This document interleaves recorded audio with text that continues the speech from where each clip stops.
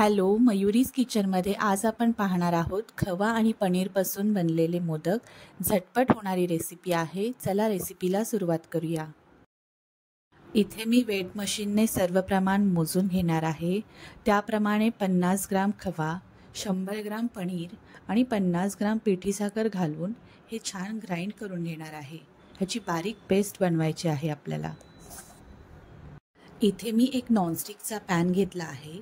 त्यामध्ये 1 चमचा तूप गरम झाले की हे सर्व जिन्नस आपल्याला त्यामध्ये घालून व्यवस्थित मिक्स करून घ्यायचे आहे.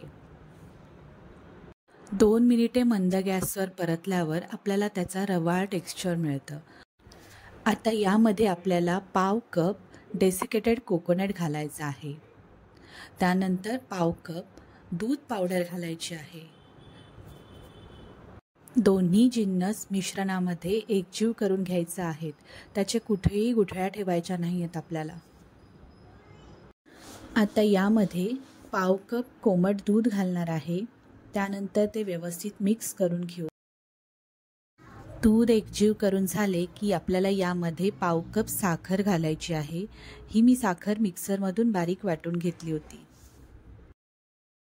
आता यामध्ये केसर दूध घालून घेणार आहोत आणि व्यवस्थित एकजीव करून घेणार आहोत. साखर घातल्यामुळे हे मिश्रण थोडे पातळ होते, परंतु घाबरून जायची गरज नाही. हे आपल्याला नंतर मंद गॅसवर आटून घेता येते. आता याला अजून टेस्ट आणण्यासाठी मी इथे 1 चमचा कंडेन्स मिल्क वापरत आहे. हे पूर्णतः ऑप्शनल आहे. नाही टाकलं तरी याचे मोदक खूप छानच बनतात. हे मिश्रण आपल्याला छान तूप सुटेस्तोवर मंद गॅसवर परतवून घ्यायचे आहे. आता इथे मोदकांच्या बाइंडिंगसाठी मी अजून पाव कप दूध पावडर घातली आहे. इथे टोटल मी अर्धा कप दूध पावडर यूज केली आहे. दूध पावडर घातल्यावर गुठळ्या येण्याची शक्यता असते, त्यामुळे मिश्रण फास्ट एकजीव करून घ्यायचे आहे. आता यामध्ये पाव चमचा वेलची पावडर टाकून मिश्रण पुन्हा एकदा छान व्यवस्थित एकजीव करून घ्यायचं आहे. आता इथे गॅस बंद करून टाकायचा आहे. आता या मिश्रणाचे मी 2 भाग करणार आहे, कारण मी याचे 2 फ्लेवर बनवणार आहे. त्यामुळे एक भाग मी काढून घेते आणि पॅनवरील मिश्रणामध्ये 2 चमचे रोज सिरप टाकून ते व्यवस्थित मिक्स करून घेणार आहे. इथे मी रोज सिरपच्या फ्लेवरचे मोदक बनवणार आहे. मला इथे गुलाबी रंगाचे मोदक बनवायचे आहेत, त्यामुळे मी तिथे 2-3 ड्रॉप फूड कलरचे टाकून घेणार आहे.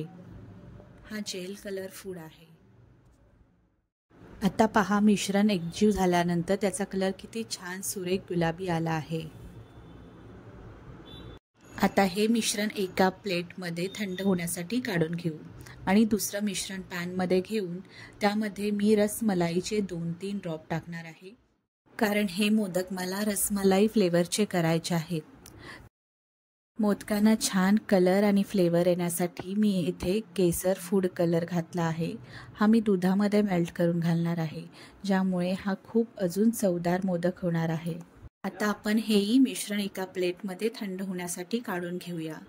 थंड झाल्यावर आता आपल्याला याचे मोदक करायचे आहेत. इथे गार्निशिंगसाठी मी केसरच्या काड्या, ड्रायफ्रूट्स आणि गुलाब पाकळ्यांचा वापर केला आहे. तुम्ही तुमच्या आवडीप्रमाणे इथे गार्निशिंग करू शकता. आता व्हिडिओत दाखवल्याप्रमाणे इथे मी ड्रायफ्रूट्स पावडरची फिलिंग करून घेणार आहे आणि मोदक व्यवस्थित सर्व बाजूने बंद करून प्रेस करून घेणार आहे.